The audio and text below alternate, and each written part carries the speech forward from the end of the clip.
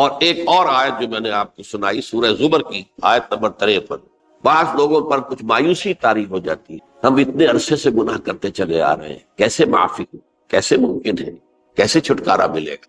ایسے لوگوں کے لیے ان کے اطمینان کے لیے، ان کی دلجوئی کے لیے، ان کی تسلی کے لیے یہ آیت عظیم ترین آیات میں سے قرآن مجید۔ قل یا عبادی الذین اسرفوا علی انفسہم، اے نبی کہہ دیجئے اے میرے وہ بندو جنہوں نے اپنی جانوں پر ظلم کیا ہے، ظلم اٹھایا ہے، زیادتی کی۔ تم اگر گناہ کرتے رہے ہو تو اپنی جان پر ظلم کیا ہے، میرا تو کچھ نہیں بگاڑا، اللہ تو غنی ہے، اس کی تو سلطنت میں کوئی کمی نہیں آتی۔ ایک حدیث قدسی میں الفاظ آئے ہیں، میرے بندو اگر تم سب کے سب، اولکم و آخرکم و انسکم و جنکم، تمام انس و جن اور اولین سے لے کر آخرین تک کسی بدترین انسان جیسے فاسق و فاجر ہو جائیں، سب ابلیس بن جائیں، تب بھی میری سلطنت میں کوئی کمی نہیں۔ اور اگر تم سب کے سب اولین و آخرین اور انس اور جن سب مل کر جو متقی ترین انسان ہو سکتا ہے ویسے بن جاؤ، ابو بکر صدیق بن جاؤ، تب بھی میری سلطنت میں کوئی اضافہ نہیں۔ تو اللہ تعالیٰ کا تو کچھ بگڑتا نہیں ہے، انسان گناہ کرتا ہے تو اپنا نقصان۔ قل یا عبادی الذین اسرفوا علی انفسہم، کہہ دیجئے اے نبی اے میرے وہ بندو جنہوں نے اپنی جانوں پر ظلم کیا ہے، ستم کیا ہے، ظلم ڈھایا ہے، لا تقنطوا من رحمت اللہ۔ میں آج بعض حدیثیں اس موضوع پر آپ کو سناؤں گا، عجیب چشم کشا حدیثیں ہیں۔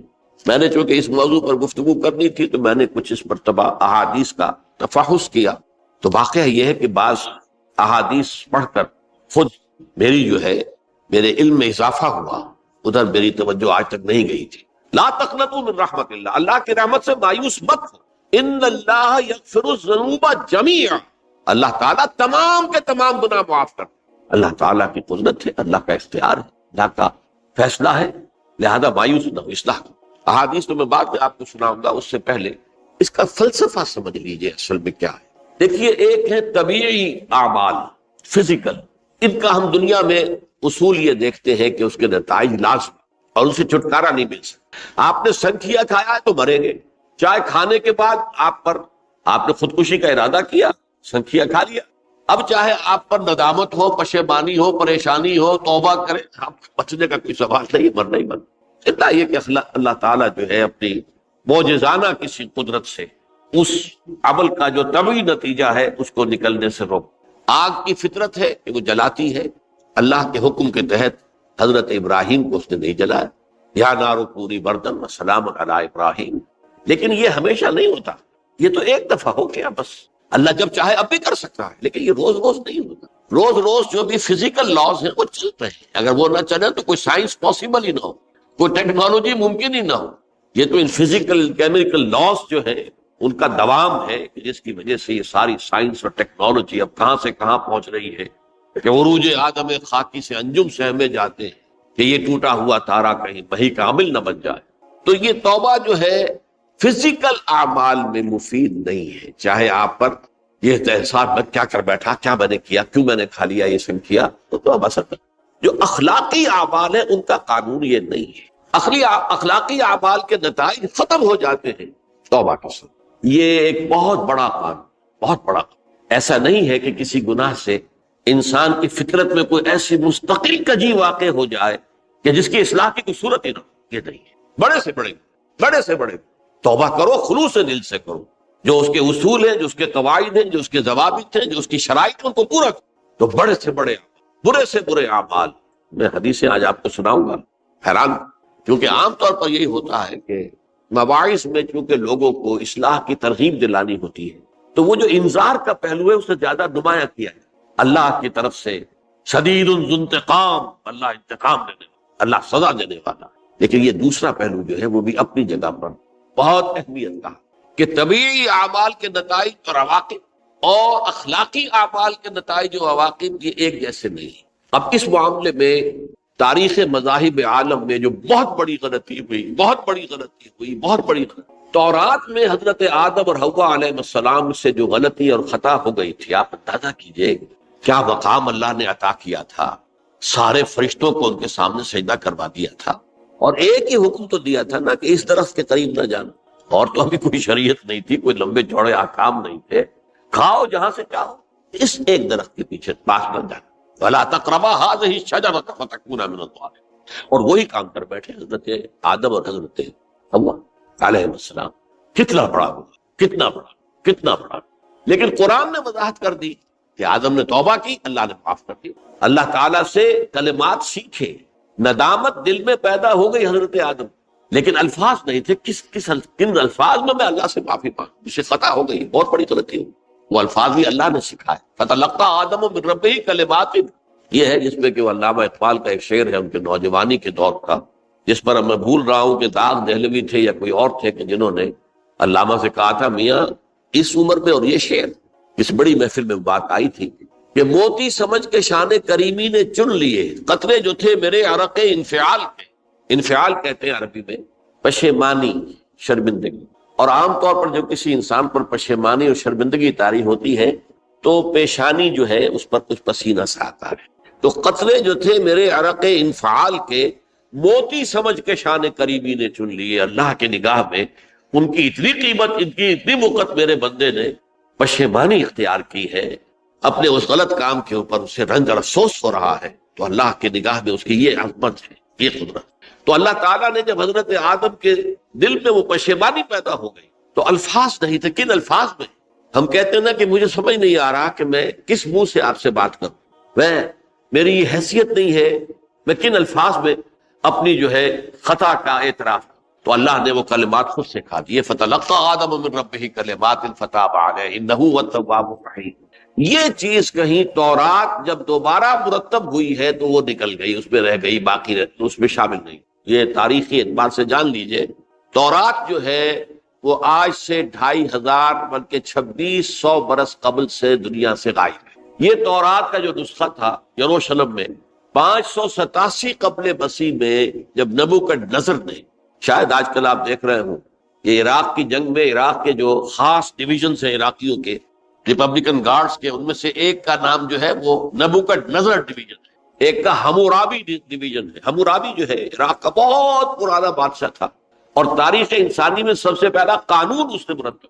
حمورابی یہ بہت پرانی تہذیب ہے، دنیا کی غالباً سب سے زیادہ اینشنٹ تہذیب جو ہے وہ عراق کی ہے. حضرت ابراہیم یہیں پیدا ہوئے شہر عور میں. تو نبوکدنضر نے جب تباہ کیا تھا یروشلم کو، 6 لاکھ آدمیوں کو قتل کیا اور 6 لاکھ کو قیدی بنا کر لے گیا بیبیلونیا. بابل کا لفظ بھی آج کل آ رہا ہے. کسی زمانے میں وہ عظیم شہر تھا دنیا کا، وہ معمولی سا شہر رہ گیا ہے، نئے شہر بڑھ گئے. تو اس وقت سے اس نے جب یروشلم میں جو ہیکل سلیمانی حضرت سلیمان کی بنائی ہوئی مسجد تھی اس کو جب گرایا ہے، اس کے بعد سے وہیں پر وہ نسخہ رکھا ہوا تھا تھوڑا.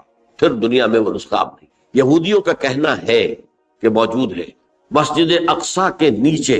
وہ جب اس نے گرایا تھا تو جو نیچے تہخانے تھے وہ نہیں گرے تھے، وہ محفوظ رہتے، اوپر ملبہ آ گیا. اور وہیں پر وہ تورات اور وہ تابوت سکینہ جس میں حضرت موسیٰ کا عصا بھی رکھا ہوا ہے اور بہت سے وہ من اور سلوہ کے بھی کچھ نمونے رکھے ہوئے ہیں، وہ تابوت سکینہ اس کا قرآن مجید میں سورہ بقرہ میں ذکر ہے، وہ بھی موجود ہے. اور جو ربائی وہاں اس وقت تھے ان کے علماء، ان کی لاشیں بھی وہاں پڑی ہوئی ہیں. وہ جب ہم کھدائی کریں گے تو دنیا میں سامنے. لیکن بہرحال اس وقت جو مجھے کہنا تھا وہ یہ کہ چونکہ اصل تورات اس وقت گم ہو گئی، 150 سال کے بعد اسے پھر یادداشتوں سے کچھ مرتب کیا گیا تو اس میں غلطیاں پیدا ہو. اب انسانی یادداشت کا معاملہ آ گیا. انہی میں سے ایک بڑی غلطی یہ ہوئی، اومیشن یہ ہوئی کہ حضرت آدم نے جو توبہ کی اور اللہ نے قبول فرما لیا، اس کا ذکر اس میں نہیں. اس سے نتیجہ عیسائیوں نے کیا اختیار کیا کہ وہ اوریجنل سن کہتے ہیں اسے، وہ جو ابتدائی گناہ تھا عظیم جو ہمارے جد امجد آدم سے سرزد ہوا تھا، اس گناہ کا اثر جو بھی بچہ نسل آدم میں پیدا ہوتا ہے وہ لے کر آتا ہے. یہ زمین و آسمان کا فرق ہے. اسلام کے نزدیک ہر بچہ جو پیدا ہوتا ہے وہ معصوم ہے بلکہ مسلم ہے. کل مولود یولد علی الفطرہ، جو بھی بچہ پیدا ہوتا ہے وہ فطرت اسلام پر پیدا ہوتا ہے. وَأَبَوَاهُ يُهَوِّدَانِهِ أَوْ يُمَجِّسَانِهِ أَوْ يُنَصِّرَانِهِ، یہ تو والدین ہیں اس کے جو اسے مجوسی یا عیسائی یا یہودی بنا لیتے ہیں، ورنہ وہ تو مسلمان ہوتا ہے، فطرت کی کلین سلیٹ لے کر آتا ہے. عیسائیت کہتی ہے ہر انسان جو پیدا ہوتا ہے بنیادی طور پر گناہگار ہے، اپنے جد امجد کے گناہ کا بوجھ لے کر آ رہا ہے. اب اس کا علاج انہوں نے پھر کیا تجویز کیا، یہ ہے کہ ایک غلطی پر دوسری غلطی اور دوسری پر تیسری غلطی. خشت اول چون حد بیمار کج تاثریہ بھی رود دیوار کج. اب اللہ نے جب دیکھا اب تو ہر بندہ جو ہے آدم کی اولاد کا بنیادی طور پر پیدائشی طور پر گناہ گار ہے، تو اب کیا کیا جائے؟ تو اللہ نے اپنا اکلوتا بیٹا، صلبی بیٹا مسیح یسوع اسے زمین پر بھیجا، یہ الفاظ میرے ہیں کہ اسے قربانی کا بکرا بنا کر اور ان سب کی طرف سے قبول کر لیا، گناہ گاروں کی طرف سے، کہ ان کے گناہ کا کفارہ ہو جائے گا جو عیسیٰ کو مانتے۔ یہ عقیدہ ہے عیسائیت۔ جڑ کیا ہے کہ گناہ ہو گیا تو گناہ کا اثر تو رہے گا۔ قرآن یہ کہتا نہیں، اللہ دھو دیتا ہے، تمہاری سیرت و کردار کے اوپر بھی جو داغ ہیں دھل جائیں گے، اور تمہارے نامہ اعمال میں جو دھبے ہیں وہ بھی دھل جائیں گے۔ توبہ کرو، توبوا الی اللہ توبۃ نصوحا، کرو وہ توبہ کے جو بالکل خلوص دل کے ساتھ ہو۔ اب میں ذرا آپ کو کچھ احادیث سنانا چاہتا ہوں، ایک طرح کا یہ تبشیر کا پہلو ہے آج ہماری گفتگو میں کہ جو نمایاں ہوگا۔ یہ بعض احادیث تو چھوٹی چھوٹی ہے اور یہ بہت مرتبہ میری گفتگو میں آ چکی ہے، صرف اس وقت حوالہ دے کر گزر جاؤں گا۔ یہ ترمذی اور ابن ماجہ میں حضرت انس ابن مالک رضی اللہ تعالی عنہ سے روایت ہے، حضور نے فرمایا کل بنی آدم خطاؤون وخیر الخطائین التوابون، تمام بنی آدم خطا کار ہیں، خطا کار بھی نہیں، بہت خطا کار، بہت خطا کار، لیکن ان خطا کاروں میں بہتر لوگ وہ ہیں کہ جو خوب توبہ کرتے ہیں۔ غلطی ہو گئی توبہ کر، اور ایک اور حدیث میں آپ کو بتاؤں گا کہ یہ نہیں ہے کہ پھر کبھی وہ غلطی نہ ہو، اس وقت آپ یہ لگا لیں اپنے اوپر یہ کام میں نے نہیں کرنا، اور ایک دفعہ وہ کام چھوڑ دیں تو توبہ ہو گئی۔ پھر اگر کچھ عرصے کے بعد پھر کہیں آپ جذبات کی رو میں بہہ گئے، پھر کہیں کوئی برے اثرات جو ہے وہ پڑے، پھر غلطی، کوئی بات نہیں، پھر ہو گیا، پھر توبہ کر۔ تواب اسی لیے کہا بار بار بار بار بار بار توبہ کر۔ تو کل بنی آدم خطاؤون وخیر الخطائین التواب۔ دوسری حدیث یہ بھی ابن ماجہ اور بہقی میں ہے، حضرت عبداللہ ابن مسعود رضی اللہ تعالی عنہ، التائب من الذنب کمن لا ذنب له، گناہ سے توبہ کرنے والا ایسے ہے جیسے اس نے کبھی گناہ کیا ہی نہیں۔ دھل جاتی ہے، تختی دھل گئی، بچے نے تختی لکھی تھی اس کو دھو دیا، ختم ہو گیا۔ ایک حدیث تو پڑھ کر میں بھی چونکا، یہ اصل میں اسلوب ہے بیان کا، بتانے کے لیے کہ تمہارے دلوں کے اندر مایوسی کا غلبہ نہ ہو۔ مایوس اصل میں جو ہے مایوسی یہ ابلیسیت ہے، نوٹ کر لیجئے اس کو، مایوسی ابلیسیت کی کا عکس۔ مبلس کہتے کسے جو مایوس ہو گیا، ابلیس سب سے بڑھ کر مایوس جو ہے وہ ابلیس ہے، اسے معلوم ہے میرا چھٹکارا تو نہیں ہے، لہذا میں جتنوں کو اپنے ساتھ لے کر جہنم میں جھونک دوں یہی میری کمائی ہے، میں نے تو بچنا نہیں۔ تو ابلیس کہتی ہے اس کو جو انتہائی مایوس، مبلس، جو رحمت خدا بندی سے مایوس ہو چکا۔ اب اس کو دور کرنے کے لیے حدیث سنیے، اور یہ حدیث مسلم شریف کی ہے، صحیحین کے، حضرت ابو ہریرہ سے حضور فرماتے ہیں والذی نفسی بیدہ، قسم ہے اس ذات کی جس کے ہاتھ میں میری جان ہے، لو لم تذنبوا، اگر تم لوگ گناہ نہ کرتے، لذهب اللہ بکم، تو اللہ تعالیٰ تمہیں لے جاتا کہیں اور، ولجاء بقوم یذنبون، اور پھر کسی ایسی مخلوق کو پیدا کرتا ہے جو گناہ کرتے، فیستغفروا اللہ، اور پھر وہ اللہ سے استغفار کرتے اور توبہ کرتے، فیغفر لہم، اور اللہ تعالیٰ انہیں معاف کرتے۔ تو میں نے عرض کیا کہ یہ بعض چیزیں ہوتی ہے کہ جن کا واقع سے کوئی تعلق نہیں ہوتا، لیکن ایک زور بیان کے لیے ایک بات کو ایمفیسائز کرنے، جیسے قرآن مجید میں آتا ہے، اے نبی کہہ دو ان کان للرحمن ولد فانا اول العابدین، اگر اللہ کا کوئی بیٹا ہو تو میں سب سے پہلے میں اس کو پوجوں گا۔ جب میں اللہ کو پوجتا ہوں تو اللہ کا اگر کوئی بیٹا ہوتا تو کیا میں اسے نہ پوچھتا؟ لیکن نہیں ہے۔ اب یہ نہیں ہے، نفی کے لیے زور دیا کہ اگر اللہ کا کوئی بیٹا ہوتا، لو کان للرحمن ولد فانا اول العابدین۔ اسی طرح یہ ہے کہ اگر انسان گناہ نہ کرتے اور گناہ کے بعد توبہ کر کے اللہ تعالیٰ کی شان غفاری کا ظہور نہ ہوتا، یہ بھی ایک عجیب فلسفے کی بات ہے، اللہ نے یہ کائنات کیوں پیدا کی؟ قرآن مجید میں اس کو براہ راست ایڈریس نہیں کیا گیا اس وقت میرے علم کی حد تک، ہو سکتا ہے کہیں بہت خفی انداز میں ہو اور ابھی تک میری نگاہ سے بھی جو ہے وہ چھپا رہ گیا، ہو سکتا قرآن مجید کے غامض نکات ایسے ہو سکتے۔ کوئی شخص، میں تو کہتا ہوں کہ اگر کوئی شخص کہتا ہے، میرے بارے میں ایک عالم دین نے کہہ دیا تھا کہ اسے قرآن پر بڑا عبور حاصل ہے، تو میں نے انہیں پیغام پہنچایا، جن صاحب نے مجھے ان کا یہ جملہ سنایا تھا کہ آپ نے قرآن کی توہین کی، قرآن پر عبور کسی انسان کو نہیں۔ عبور کا مفہوم کیا ہے؟ دریا کے دو کنارے ہیں، آپ اس کنارے سے اس کنارے چلے گئے تو آپ نے عبور کیا دریا، قرآن کے کنارے ہے ہی نہیں، لا پیدا کنار۔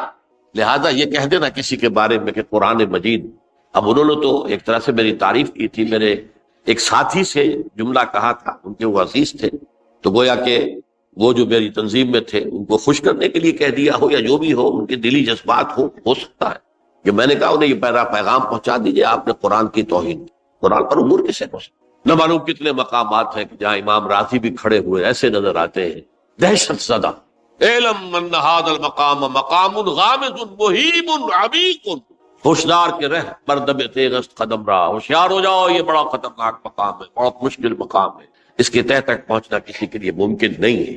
سورہ حدید کی آیت هو الاول والآخر والظاہر والباطن پر یہ الفاظ ہیں جو امام راضی نے لکھے۔ تو اس لیے میں آپ سے عرض کر رہا ہوں کہ یہ کہنے کا انداز ہے، والذی نفسی بیدہ لو لم تذنبوا، اس ہستی کی قسم جس کے ہاتھ میں میری جان ہے، اگر تم گناہ نہ کرتے، تو میں عرض کر رہا تھا تو اللہ کی شان غفاری کیسے ظاہر ہوتی؟ اللہ نے کائنات کیوں پیدا کی؟ کنت کنزا مخفیا فاحببت ان اعرف فخلقت الخلق۔ محدثین کرام اگرچہ اس حدیث کی سند کو پختہ نہیں مانتے ہیں، لیکن اکثر مفسرین نے اس کو تسلیم کیا ہے۔ علامہ آلوسی نے تسلیم کیا کہ میں ایک چھپے ہوئے خزانے کے مانند تھا۔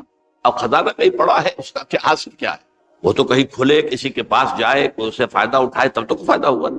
تو کن تو کنزن مخفیا، میرے اندر طاقت تھی، قوت تھی، خلاقی تھی، میری شان ساری میرے اندر ہی اندر تھی نا۔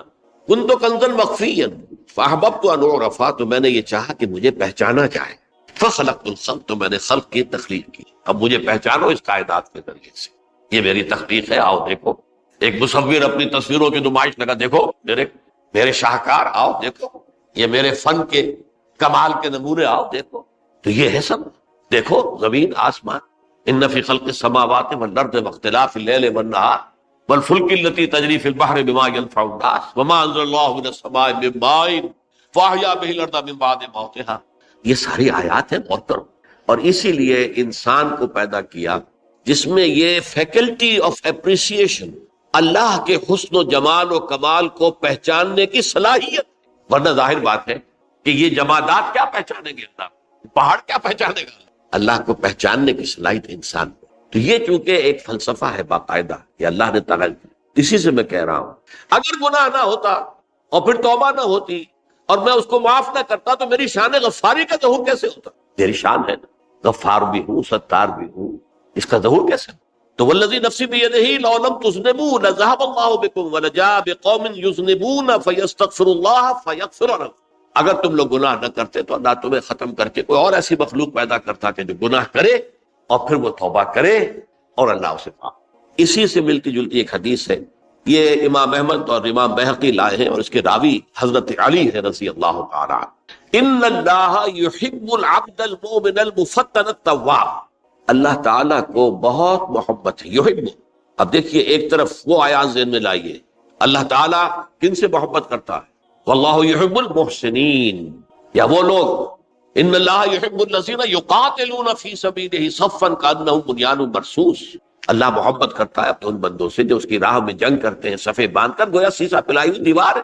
یہ ہے مثبت کام، نیک کام، محسنین، اللہ کی راہ میں قتال کرنے والے۔ یہاں اس کے برعکس کہا جا رہا ہے ان اللہ یحب، اللہ تعالیٰ محبت کرتا ہے اپنے اس بندے سے، العبد المومن، جو مومن ہو۔ اس کی ایک اور بڑی پیاری حدیث آئے گی، المفتن التواب، جو بہت فتنوں میں مبتلا ہو جاتا ہو اور پھر بہت توبہ کرتا ہو، مفتن التواب، لیکن ساتھ ہی پلٹتا ہو، رجوع کرتا ہو، پھر اللہ کے حضور میں حاضر ہوتا ہو، پھر معافی مانگتا ہو۔ اللہ تعالیٰ کو اپنا ایسا بندہ بہت پسند۔ اب میں کچھ اور حدیثیں آپ کو سنا رہا ہوں۔ توبہ کا دروازہ دو اعتبارات سے کہا گیا ہے کہ ایک وقت آنے پر بند ہو۔ ایک حدیث کے تو الفاظ میں نوٹ کر کے نہیں لایا ہوں کہ اللہ تعالیٰ نے توبہ کا ایک دروازہ اتنا چوڑا کھلا رکھا ہوا ہے کہ جس کو عبور کرنا جو ہے وہ سال ہر سال میں ممکن ہو، اور یہ بند نہیں ہوتا جب تک کہ سورج مغرب سے طلوع نہ ہو جائے۔ یہ قیامت کی جو آخری، قریب قیامت کی جو آخری نشانیاں ہیں ان میں سے وہی حدیث میں آپ کو سنا رہا ہوں، عن ابی ہریرہ رضی اللہ تعالی عنہ، اور یہ مسلم شریف کی روایت ہے، من تاب قبل ان تطلع الشمس من مغربها تاب اللہ علیہ، سورج کے مغرب سے طلوع ہونے سے قبل تک جو لوگ توبہ کریں گے اللہ تعالیٰ ان کی توبہ قبول کر لے گا۔ البتہ جب وہ قیامت کی وہ نشانی ظاہر ہو جائے کہ سورج مغرب سے طلوع ہو رہا ہے، اب دروازہ توبہ کا بند ہے۔ اب اس کے بعد اگر توبہ کوئی کرتا ہے تو اللہ تعالیٰ اس کی توبہ کو قبول نہیں کرے۔ یہ تو اجتماعی سطح پر ہوئی، انفرادی سطح پر۔ عن عبداللہ ابن عمر رضی اللہ تعالی عنہما عن النبی صلی اللہ علیہ وسلم قال ان اللہ عز وجل یقبل توبۃ العبد ما لم یغرغر، یہ ترمذی میں ہے، حضرت عبداللہ ابن عمر رضی اللہ تعالی عنہما سے کہ اللہ تعالیٰ اپنے بندے کی توبہ قبول کرتا ہے جب تک کہ وہ جسے ہم کہتے ہیں گھنگرو نہ بولنے لگے حلق کے اندر، جبکہ نزع عالم نزع ہو اور جان جو ہے وہ آ کر پھر یہاں اٹکتی ہے، تو اس وقت تک دروازہ کھلا ہے توبہ کا۔ لیکن جب یہ شکل ہو گئی تو دروازہ بند۔ یہ انفرادی سطح پر ہو گیا، جب آپ کے موت کے آثار اتنے واضح ہو گئے کہ اب جا رہے ہیں، اب توبہ کریں گے تو اب توبہ قبول نہیں۔ اجتماعی سطح پر جب قیامت جو ہے اس کی وہ گھڑی آ گئی کہ سورج مغرب سے طلوع ہو گیا، اب توبہ کا دروازہ بند۔ ایک اور حدیث ہے جو میں نے بہت مرتبہ اس کا ترجمہ تو آپ کو بہت دفعہ سنایا ہے، آج میں چاہتا ہوں اس کو پورے متن کے ساتھ آپ کے سامنے رکھوں۔ یہ حضرت انس بن مالک رضی اللہ تعالیٰ عنہ سے مروی روایت ہے، جو حضور کے خادم خاص تھے، اور یہ متفق علیہ بھی ہے، یعنی بخاری میں بھی ہے، مسلم میں بھی ہے، لیکن تھوڑا سا فرق ہے الفاظ کا۔ تو جو مسلم شریف کی روایت ہے اس کے الفاظ کیا ہیں؟ للہ اشد فرحا بتوبۃ عبدہ حین یتوب الیہ، جان لو اللہ تعالیٰ کو زیادہ خوشی ہوتی ہے اپنے کسی گناہ گار بندے کی توبہ سے جب کہ وہ توبہ کرتا ہے۔ کس سے زیادہ ہوتی ہے؟ اس کی ایک تمثیل تھی، من احدکم، ایک ایسے شخص سے بھی زیادہ بڑھ کر خوشی ہوتی ہے، کان علی راحلتہ بارض الفلات، کہ جو بہت ہی دور دراز کے اور سنسان علاقے میں سفر کر رہا تھا، فانتحرفت منہ، اس کی سواری جو ہے گم ہو گئی، وعلیہا طعامہ وشرابہ، اسی پر اس کا کھانا بھی تھا اور پانی بھی تھا، اونٹنی پر سفر کر رہا تھا، اسی پر ہوتا ہے راحلہ جو ہے راستے کا سامان۔ اچانک کہیں بیٹھا ہے تھوڑی دیر کے لیے سستانے کے لیے، کہیں اونگ آ گئی اور اونٹنی صاحبہ غائب۔ اب آنکھ کھلی اور اس نے دیکھا، فَأَيَّسَ مِنْهَا، تلاش کر کر کے مایوس ہو گیا، کہیں اونٹنی کا سراغ نہیں۔ اب ظاہر بات ہے کسی صحرا میں یہ کیفیت، اس کا مطلب کیا ہے؟ یقینی موت۔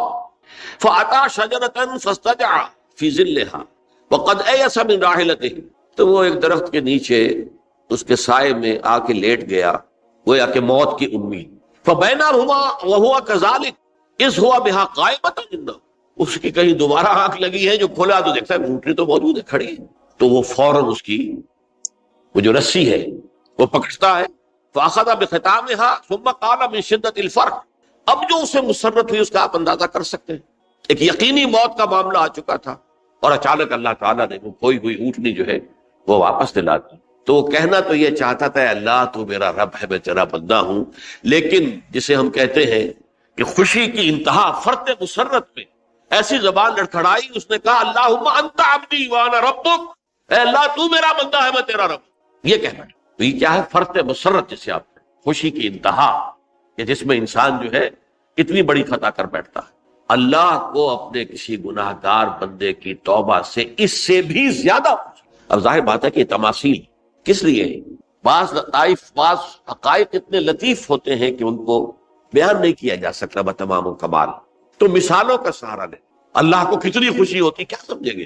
لہذا یہ مثال تو سمجھ میں آ گئی نا، کہ ایک لقودق صحرا میں انسان سفر کر رہا تھا، ایک ہی اونٹنی ہے، اسی پر اس کا پانی ہے، اسی پر اس کا کھانا ہے، اور کہیں ٹھہرا ہے تھوڑی دیر کے لیے اور اونٹنی غائب، اور اس کے بعد تلاش کر کے شمال مغرب جنوب ہر طرح دیکھ لیا، اب تک کہیں اونٹنی کا سراغ نہیں۔ اب موت کے انتظار پہ لیٹ گیا کہ اچانک دیکھتا ہے کہ اونٹنی موجود، تو وہ شدت فرح میں یہ کہہ بیٹھتا ہے اللہم انت رب انت عبدی وانا ربک انا للہ و انا الیہ راجعون۔ اب دیکھیے ایک حدیث وہ آ رہی ہے، اور اس کو یوں سمجھیے، اللہ تعالیٰ نے جو انسان پیدا کیے ہیں ان کے مزاج مختلف، ان میں کچھ لوگ ہوتے ہیں جو قوی ہوتے ہیں ارادے کے، جو فیصلہ کر لیا ڈٹ گئے، کچھ لوگوں میں وہ قوت ارادی اتنی مضبوط نہیں ہوتی، وہ ادھر ادھر سوچتے رہتے ہیں۔ کچھ لوگ جسمانی طور پر بہت توانا ہوتے ہیں، کچھ لوگ جسمانی طور پر پیدائشی طور پر کمزور ہوتے ہیں۔ تو اگر کوئی قوت ارادی کمزور رکھنے والا شخص ہے، وہ بھی تو اللہ کی تخلیق ہے، اللہ کا بندہ ہے، خطاؤں کا ظہور ہو جاتا، توبہ کرتا ہے، پھر کچھ عرصے کے بعد پھر خطا کا ظہور ہو جاتا، پھر توبہ کرتا ہے، تو ہم تو یہ سمجھیں گے کہ ایک حد کے بعد پھر اس کی توبہ قبول نہیں ہوتی چاہیے۔ لیکن حدیث سنیے، وعن ابی ہریرہ رضی اللہ تعالی عنہ قال قال رسول اللہ صلی اللہ علیہ وسلم ان عبدا اذنب ذنبا، یقیناً ایک بندہ جو ہے وہ ایک گناہ کرتا ہے، فقال، پھر وہ کہتا ہے رب، اے میرے پروردگار، اذنبت فاغفر لی، مجھ سے گناہ ہو گیا ہے، مجھے معاف۔ فقال ربہ، تو پروردگار یہ کہتا ہے اعلم عبدی ان لہ ربا یغفر الذنب ویاخذ بہ، میرا یہ بندہ یہ جانتا ہے کہ اس کا ایک رب ہے جو گناہ معاف بھی کر سکتا ہے اور سزا دے بھی سکتا ہے۔ کیا معنی ہوئے؟ گناہ اس نے کیا ہے لیکن جانتا ہے اللہ کہ وہ معاف بھی فرما سکتا ہے، تبھی تو وہ اللہ سے معافی کی درخواست کر رہا ہے۔ اس کے اس جاننے کی بنیاد پر، اس کے اس علم کی بنیاد پر، اس کے اس ایمان کی بنیاد پر فرمایا غفرت لعبدی، میں نے اپنے بندے کو معاف کر دیا۔ ثم مکث ما شاء اللہ، پھر وقت گزرا جتنا کہ اللہ نے چاہا۔ ثم اذنب ذنبا، پھر اس سے گناہ ہو گیا۔ فقال رب اذنبت ذنبا فاغفر، پھر کہتا ہے پروردگار مجھ سے گناہ ہو گیا، پھر مجھے معاف فرما دے۔ فقال ربہ، اللہ فرماتا ہے علم عبدی ان لہ ربا یغفر الذنب ویأخذ بہ، میرا بندہ ہے نا جو جانتا ہے کہ اس کا ایک رب ہے، ایمان باللہ اس کے اندر ہے، تبھی تو پکار رہا ہے، اور یہ بھی جانتا ہے کہ وہ گناہ معاف بھی کر سکتا ہے، اور چاہے تو پکڑ بھی سکتا ہے، سزا بھی دے سکتا ہے۔ تو فرمایا، اللہ تعالیٰ فرماتے ہیں میں نے فرمایا کہ میں نے معاف کر۔ ثم مکث ما شاء اللہ، پھر ایک عرصہ گزرا اس کے بعد، ثم اذنب ذنبا، پھر اس نے گناہ کیا۔ قال رب اذنبت ذنبا آخر، اس نے کہا پروردگار میں نے تو پھر ایک اور گناہ کر دیا، فاغفر لی، مجھے بخش دے۔ فقال اعلم عبدی ان لہ ربا یغفر الذنب ویأخذ بہ، میرا بندہ جانتا ہے نا کہ اس کا ایک رب ہے جسے وہ پکار رہا ہے، اور وہ جانتا ہے کہ اسے اختیار حاصل ہے کہ چاہے تو بخش دے اور چاہے تو پکڑ دے۔ اس کے اس علم، اس ایمان کی بنیاد پر میں نے اسے معاف کر۔ ایک اور حدیث، میں نے چونکہ اس گفتگو کے لیے ان احادیث کا تفحص کیا ہے، یہ تو بہت ہیں حدیثیں، میں نے ان میں سے کچھ چنی ہے۔ ہمارے بعض واعظ ناصح وہ بھی کسی شخص کو روکتے رہے، برائیوں سے روکتے رہے، نہیں رکتا تو کہیں غصے میں آ کے اللہ تجھے کبھی معاف نہیں کرے۔ یہ کتنا بڑا جرم ہے، اس کا اندازہ کیجئے اس حدیث سے۔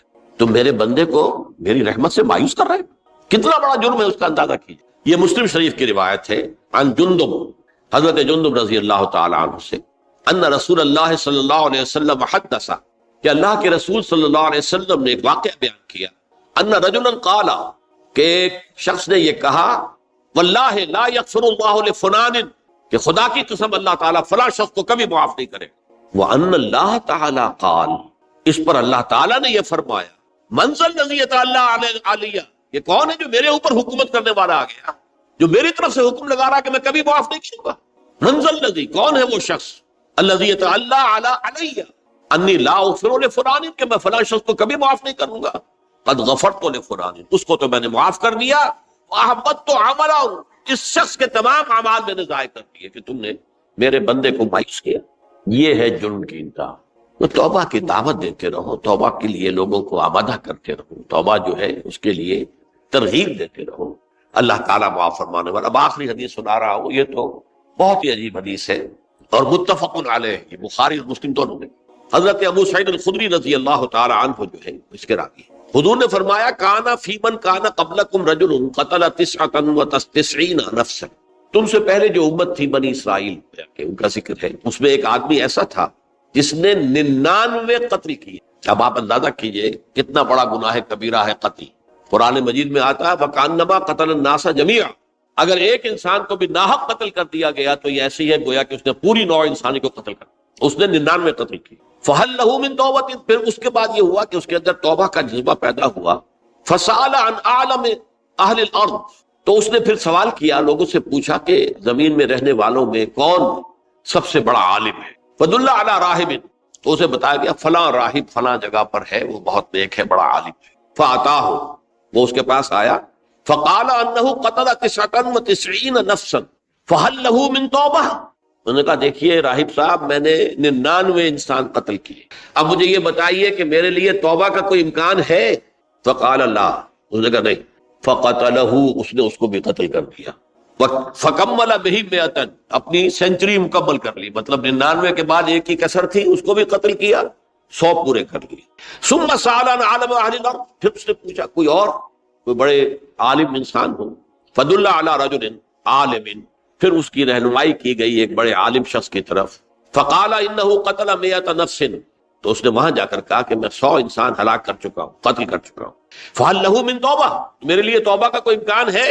فقال نعم، کیوں نہیں، 100 قتل کیے تب بھی کیا ہے، توبہ کا راستہ دروازہ ما لم یغرغر، جب تک کہ وہ گھنگرو نہیں بج رہا اس وقت تک تمہارے توبہ کا دروازہ کھلا ہوا ہے۔ فرمایا نعم، ومن یحول بینہ وبین التوبہ، تمہاری توبہ کے درمیان اور تمہارے درمیان کون حائل ہو سکتا ہے، توبہ کا دروازہ کھلا ہے۔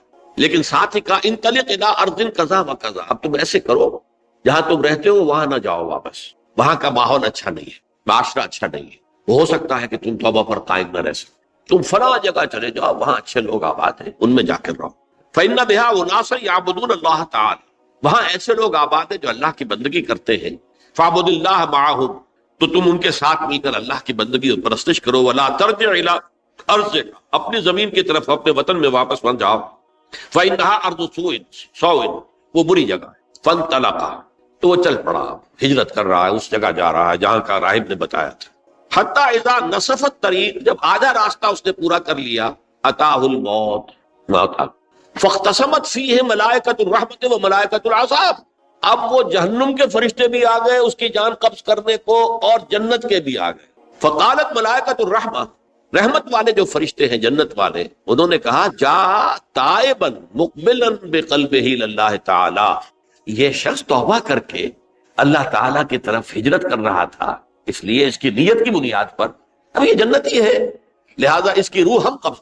وقالت الملائکۃ العذاب، اور وہ جو عذاب والے فرشتے ہیں وہ کہیں گے انہ لم یعمل خیرا قط، اس نے توبہ کے بعد کوئی نیک عمل تو کیا ہی نہیں، تو کس بنیاد پر اس کو تم جنت پہ لے جاؤ، اس کو تو دوزخ میں جانا چاہیے۔ فاتاہ ملک فی صورت آدمی، تو ان کے پاس اللہ نے ایک اور فرشتے کو بھیج دیا آدمی انسانی شکل کے اندر، فجعلوا بینہم، تو ان فرشتوں نے کہا بھائی ہمارا فیصلہ کرا دو، اس کی روح ہم لینا چاہتے ہیں یا ہم لینا چاہتے ہیں، انہیں حکم بنا دیا۔ فقال قیسوا ما بین الارضین فإلی ایتہما کان اقرب، کہ تم فاصلہ ناپ لو جہاں سے وہ چلا ہے اور جہاں جا رہا تھا اور یہاں اس کی موت ہو رہی ہے، تو کون سا فاصلہ زیادہ ہے؟ جب ناپا گیا، بلکہ ایک حدیث میں آتا ہے کہ اس پر اللہ نے زمین کو جو ہے حکم دے دیا، ایک طرف والی زمین تو سکڑ جا، دوسری والی جو ہے تو پھیل جا، تاکہ وہ جدھر جو جا رہا تھا وہ زیادہ قریب ہو جائے بنسبت اس کے کہ جہاں سے چلا تھا۔ تو اس فیصلے پر پھر جو فرشتے تھے جو کہ رحمت کے فرشتے تھے وہ اس بندے کو لے گئے جنت۔ یہ ہے توبہ کی عظمت اور اس کی تاثیر۔ اب آئیے اجتماعی توبہ کا طریقہ کار جو میں نے بہرحال بیان کیا ہے، پہلے افراد توبہ کریں اور صحیح توبہ کریں۔ صحیح توبہ کیا ہے؟ ہماری زندگیوں میں کوئی حرام شے ہے فوراً نکال باہر، ہماری معاشرت میں اور اس معاشرے میں رہتے ہوئے جو قانون ہے جس کے ہم پابند ہیں، ہم کسی زانی کو رجم نہیں کر سکتے، ناممکن ہے، یہ تو قانون ہی بنے گا تب ہوگا۔ ہم کسی چور کا ہاتھ نہیں کاٹ سکتے، تو قانون بنے گا تو ہوگا۔ تو ہم جن چیزوں پر عمل نہیں کر سکتے قانوناً، ان کے علاوہ باقی پوری شریعت جس پر عمل کیا جا سکتا اس پر عمل پیرا۔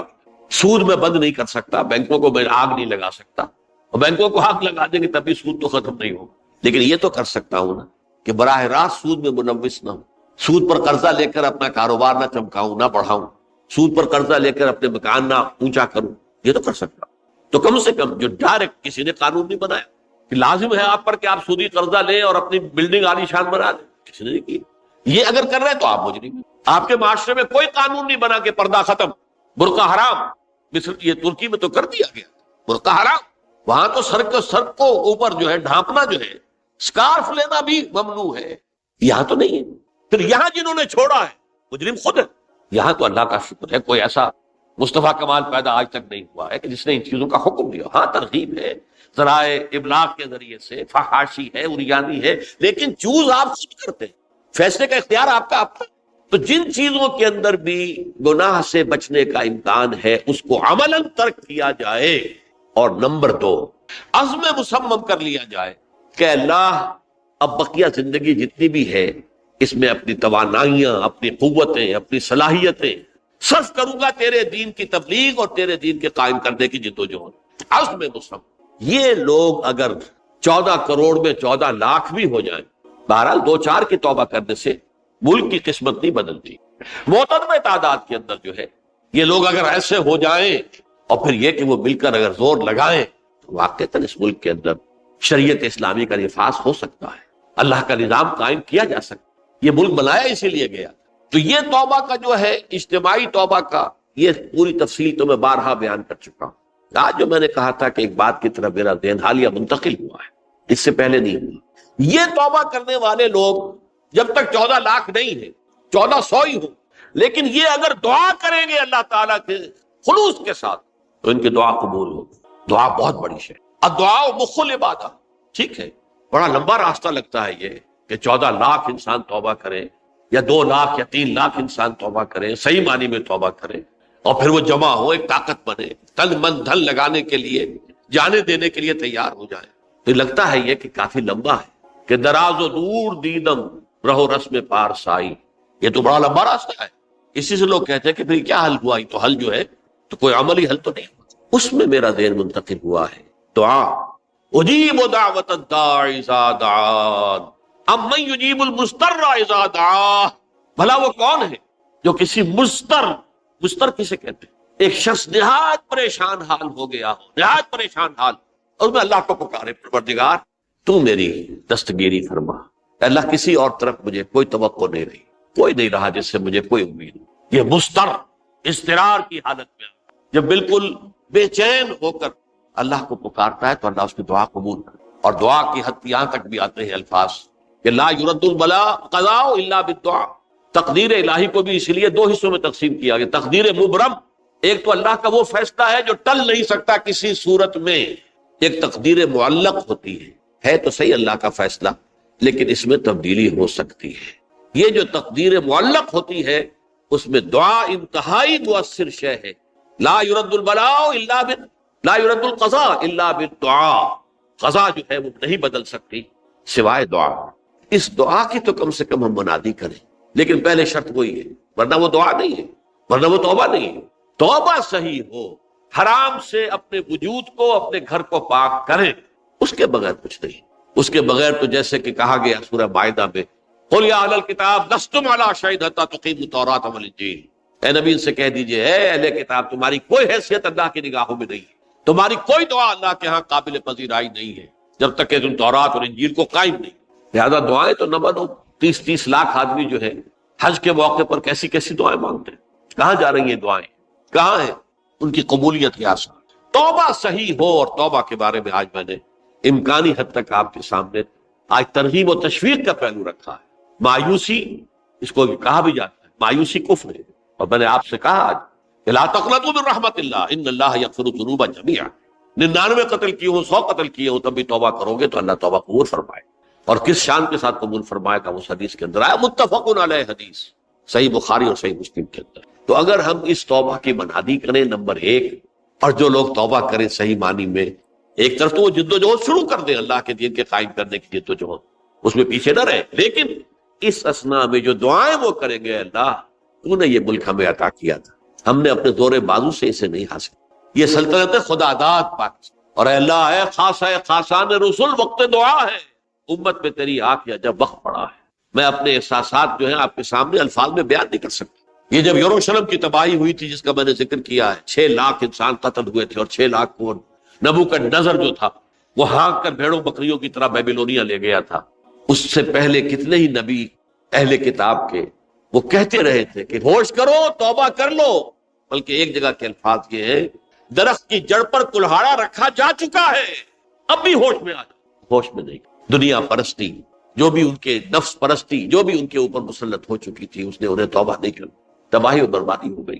آج ہماری نگاہوں کے سامنے عراق کے ساتھ کیا ہو، بغیر اس کے کہ کوئی جرم ہو، بغیر اس ہم تو بڑے بڑے جرم کر چکے ہیں ان کی نگاہ۔ نان پرولیفریشن ٹریٹی جو ہے اس کے خلاف ہمارا عمل جا رہا ہے پوری دنیا کے اندر، ان کا کہ ہم اس کو ایٹمی صلاحیت کو نہیں پھیلنے دیں گے۔ وہ ایک خاص وقت میں افغانستان میں انہیں ہماری ضرورت تھی اپنے اصل دشمن USSR اپنے مقابل کی طاقت کو ختم کرنے کے لیے، اس وقت انہوں نے اپنا منہ جو ہے پھیر لیا تھا، نہیں دیکھا تھا، اور ہمارے ہاں اللہ کی یہ رحمت آ گئی کہ ایٹمک صلاحیت بھی حاصل ہوئی۔ اور پوری دنیا میں شاہ عبداللہ نے کہا تھا، پرنس عبداللہ نے، کہ یہ آپ کا نہیں ہے، یہ جو نواز شریف صاحب سے جب اس کا ہم نے دھماکہ کیا، یہ بم آپ کا نہیں ہے، یہ پوری امت مسلمہ کا۔ کیسے یہ برداشت کر سکتے ہیں یہودی اور یہودیوں کے اعلی کار عیسائی، خاص طور پر Protestants, west white Anglo Saxon Protestants?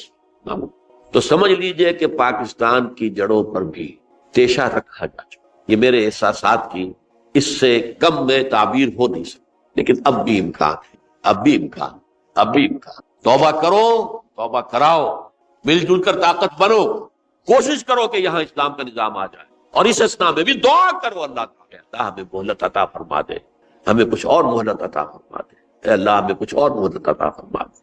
بارک اللہ لی ولکم فی القرآن العظیم ونفعنی وإیاکم بالآیات والذکر الحکیم۔